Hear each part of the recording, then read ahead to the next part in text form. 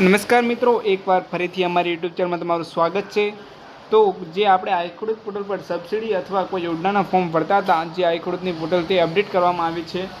તેમાં હવે નવી માહિતી અનુસાર તમામ ખેડૂત મિત્રોને ખાસ જણાવવાનું છે કે આઈ ખેડૂત પોર્ટલ હેઠળ ખેતીવાડી વિભાગની વિવિધ યોજનાઓ માટે નવીન કાર્ય પદ્ધતિ મુજબ આઈ ખેડૂત પોર્ટલ હેઠળ અરજી લેવા માટેની તારીખ 21/4/2025થી 41 દિવસ માટે ખુલ્લી મૂકવામાં આવી રહેલ છે, જેમાં ખેડૂતોએ રજીસ્ટ્રેશન ફરજિયાત કરવાનું રહેશે। જો મિત્રો આપણે જે ફાર્મર રજીસ્ટ્રેશન કરતા હતા તે પણ એક અલગ છે, અને જે આના માટે છે તે પણ એક અલગ રજીસ્ટ્રેશન કરવાનું આવે છે। તે વેબસાઇટ આપણે 21 તારીખ પછી ચાલુ થવાની છે। વધુમાં આ વખતે વહેલા તે પહેલાંની જગ્યાએ ડ્રો સિસ્ટમ દાખલ કરવામાં આવી રહેલી છે। આથી પોર્ટલ તમામ ઘટકો માટે 41 દિવસ માટે ખુલ્લી રહેશે, બંધ થશે નહીં।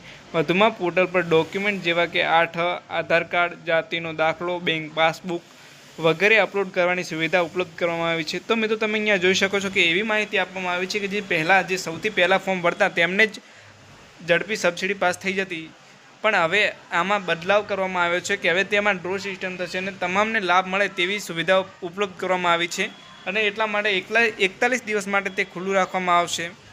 આગળ મિત્રો આપણે વાત કરીશું કે જે આપણે ફાર્મર રજીસ્ટ્રેશન જે મિત્રોને કરેલું હોય તે પણ જરૂર છે, અને તેના સિવાય આ ખેડૂત પોર્ટલ 2.0માં પણ એક નવી અપડેટ આવવાની છે, તેમાં પણ રજીસ્ટ્રેશન કરવાનું જરૂરી છે।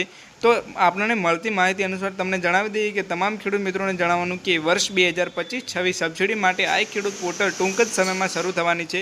ત્યારે અમને મળતી માહિતી મુજબ જે મિત્રોએ ખેડૂત નોંધણી એટલે કે ફાર્મર રજીસ્ટ્રેશન નહીં કરાવેલું હોય તેઓ ખેતીવાડી ખાતાની કોઈ પણ સબસિડીમાં ફોર્મ ભરી શકશે નહીં। તો હજી કોઈ ખેડૂત મિત્રોને નોંધણી કરવાની બાકી હોય અને કરાવી લેજો।